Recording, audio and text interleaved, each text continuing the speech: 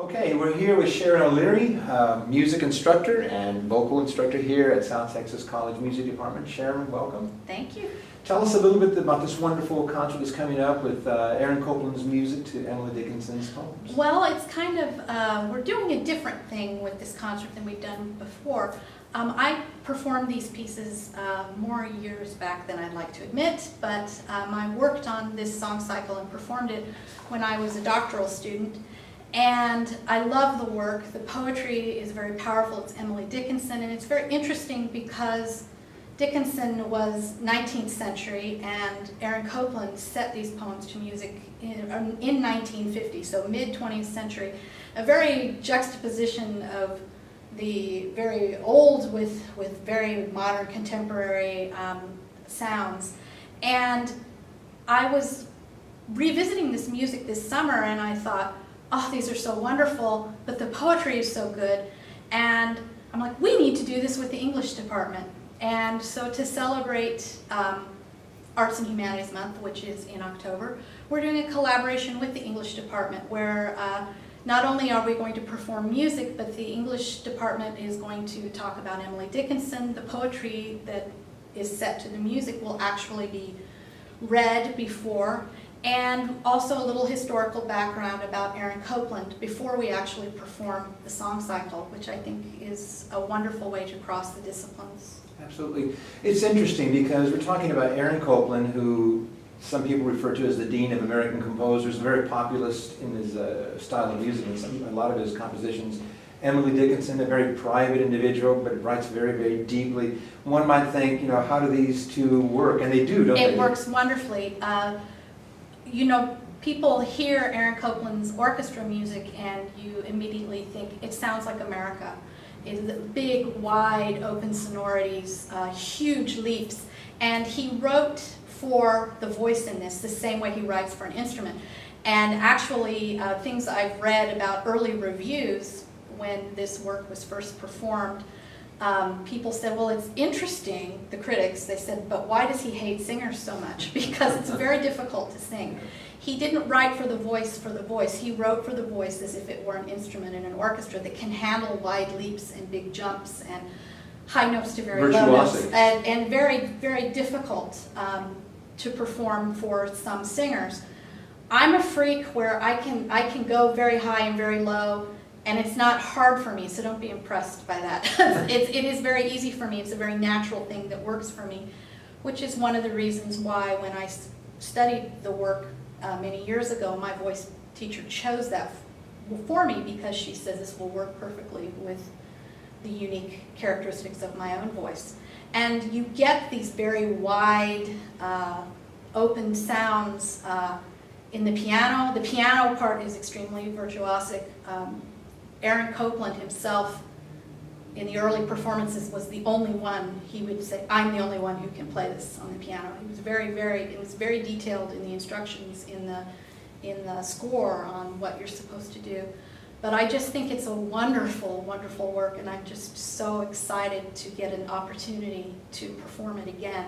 He actually orchestrated some. Yes, also. Only 8 of the 12, because some of the piano parts is so sparse and empty at times, and to show her emptiness, or the big open sounds in the Chariot, which is the setting of because I would not stop for death, he kindly stopped for me. You can actually, I see the chariot wheels turning as you move toward death.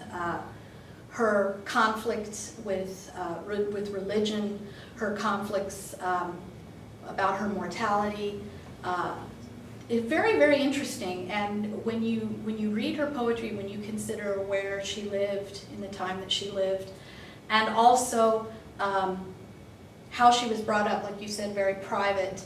I've actually been to her home in Amherst, Massachusetts, and it's just amazing to think she lived in this very small world, but thought at such a deep level, and how the human condition, no matter what era we're in, it never changes.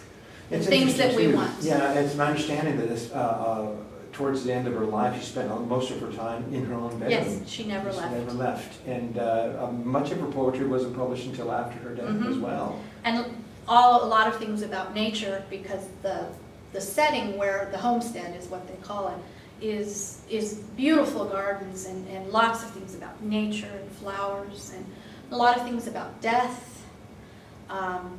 It's not depressing, but just a very interesting way of looking, a very contemporary way of looking at the world for someone who didn't really live in the world much. From your own understanding, having studied the work, what was that drew Copeland so specifically to these poems? Well, from what I have read was that the Chariot, or that's what that's the only one in the 12 songs that he changed the title from the poetry. He was drawn to the poem because I would not stop for death. He was drawn to that poem, and that is the first one that he set to music. And also, Aaron Copeland only wrote 2 other cycles for voice and piano. He didn't write for voice. And he was drawn to that poem, and then it just drew him to others. But the plan was not necessarily to group them as a group. But then as they went along, he's like, yes, this is, somehow it grew within a year. He worked on them for about a year, from 1949 to 1950. It grew into this song cycle, and he himself said you can perform them individually, but he preferred them to be done as in a set, and the last one in the set is the Chariot. You said, you shared with us that you had done this several years ago. Now, looking back in terms of, as you look at an earlier performance, how has your approach to it changed? Oh, hugely. I mean, I performed this 25 years ago. I was young. I had not had a lot of losses in my life. I mean, maybe a boyfriend broke up with me or something like that. But since that time, my own mother has passed away. I've lost my mother. All of my grandparents are now deceased.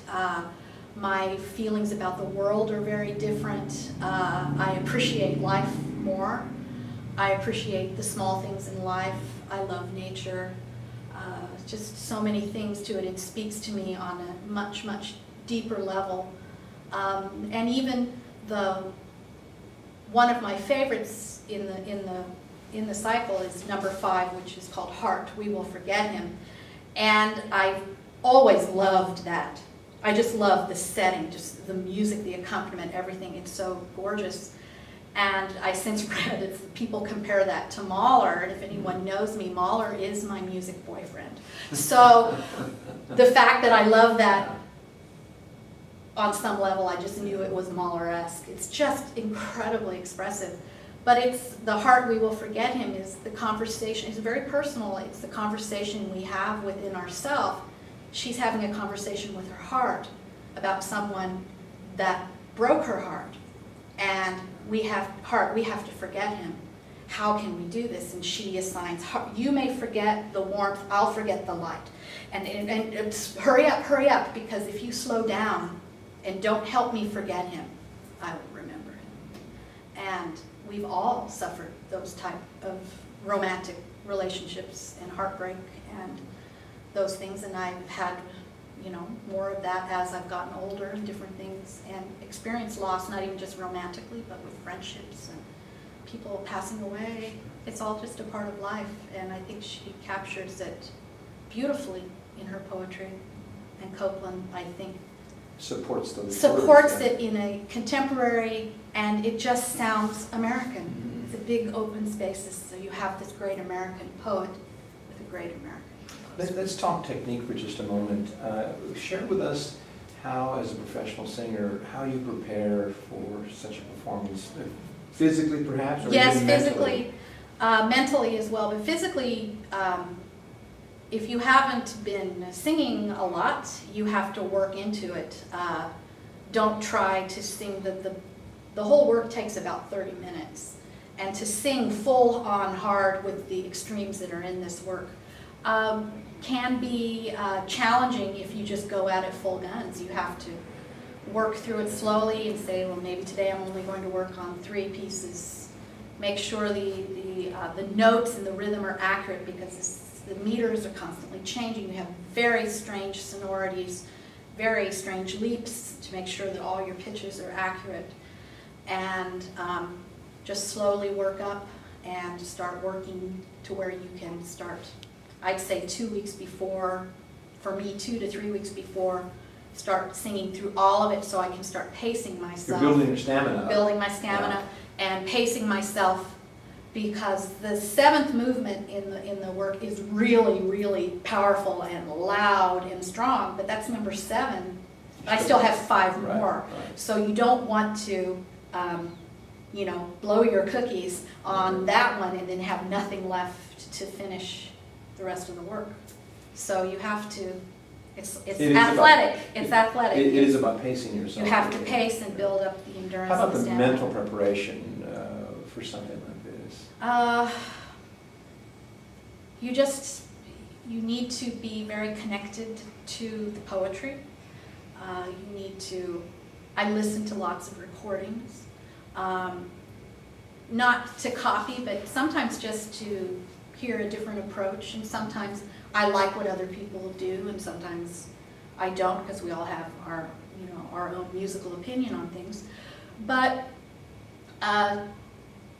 sometimes I will just read the poetry out loud without the music so I can connect to the words, because these are not song lyrics. These are standalone words that were written more than 100 years before they were set to music.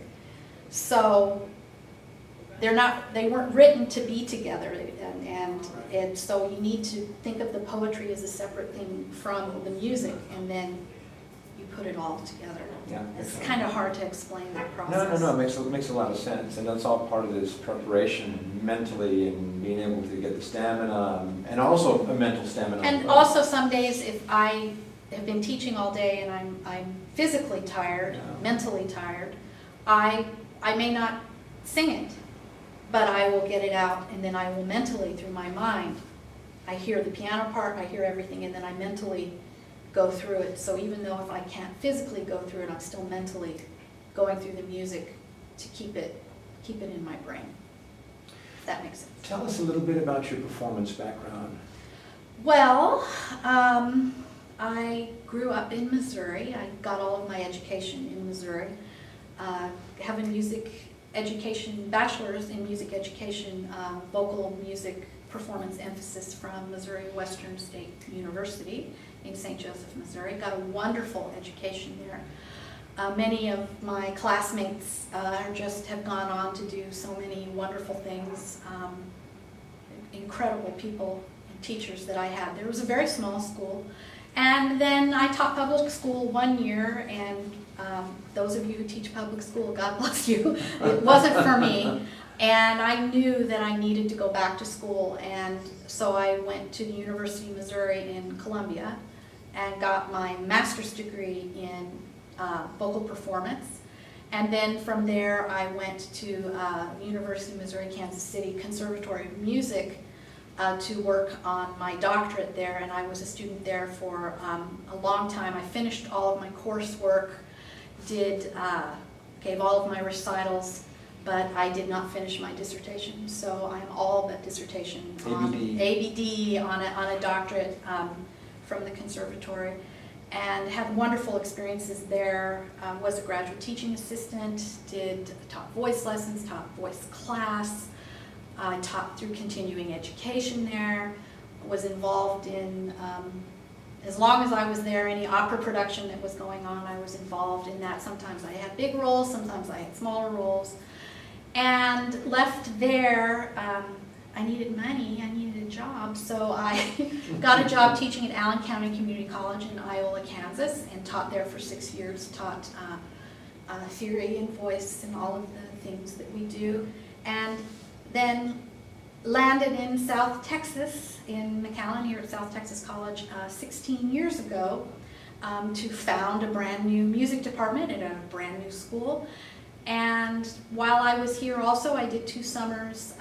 In 2001, 2002, I performed opera in Rome, Italy, in 2 summer festivals, which was a wonderful experience. And then after that, I got married, and now so going away on the summer is not maybe such a good thing to do anymore. But I've done so much musical theater, I've taught for a long time, I have great passion for teaching and a great passion for performance, and I just hope people come and see and hear what we're going to do on October 2nd. Tell us what drew you into music to begin with as a young person, as a child or as a teenager? Well, it's really, there are a number of things, but I can say that when I was very young, like not walking yet, that my mom and dad said that I used to stand in my crib and sing at the top of my lungs. And my dad is a singer, and he didn't go to school, but he has a beautiful voice. And my dad says, oh yes, she's going to be my singer, because he said I sang the most beautiful rendition a 1.5, 2-year-old can sing of Old MacDonald as a farm at a very young age, doing all the quack, quack here, quack, quack there. So I don't know, I think it was something that was in me. And then when I got into 5th grade, I started playing in band. I played clarinet. I played clarinet for many years and was a decent clarinet player. And when I was about 10, my mom and dad, who were very involved in the church choir, my dad says, you need to come sing in the church choir. And I'm like, no, I don't want to do that, all old people. And so I started singing in the church choir and was able to, through, I think it's just the way my particular brain works, but able to figure out how to sight sing without anyone teaching me how to sight sing. That's why I have a hard time teaching sight singing, because I'm like, just do it. Because it's very natural for me to cross over, connect what I was doing on clarinet to what I was doing singing, to reading the music and following the rhythms and doing all of that. And I started singing at church, and then got to high school and was involved in everything music that I could, in theater, doing musicals and plays, and just knew that music was what I was going to do. I can't imagine doing anything else. What advice would you give a young person, let's say a high school age student, who's considering music as a possible career? What advice would you give them in terms of whether they should select that, or how should they try it? What would some advice? Well, I think, yeah, of course you should try it, but you really have to have the passion for what you're doing and understand that a music degree, and I think you would agree with me on this, a music degree is not always just about fun, where you get to go into choir and sing, and it involves years of study, years of practice. But if you love what you're doing, then the practice never really ultimately feels like work. It becomes enjoyable, and it's a means to an end, which is to become better at your instrument and what you do. But just to know that it's not going to be a walk in the park, and there are going to be days you may be discouraged, but to always just keep fighting the good fight and keep working forward and know that the work will pay off in the long run. And also start learning piano as early and soon as you can, especially in voice. Piano and voice go hand in hand. I spend more hours a day playing piano on my job than I do actually singing, because you may not have the luxury of having somebody to play for you. So if you're teaching, I have to play piano for my students. Piano is extremely important for all instruments. Good advice, very good advice. Sharon, thank you so much for taking time to share your thoughts on the upcoming performance. The performance is on Friday, October 2nd, 7:30 p.m. It will be in the theater of the Cooper Center here at the Pecan campus at South Texas College. It is free and open to the public, and we encourage you to come and partake of this wonderful musical experience. Thank you, Sharon. You're welcome.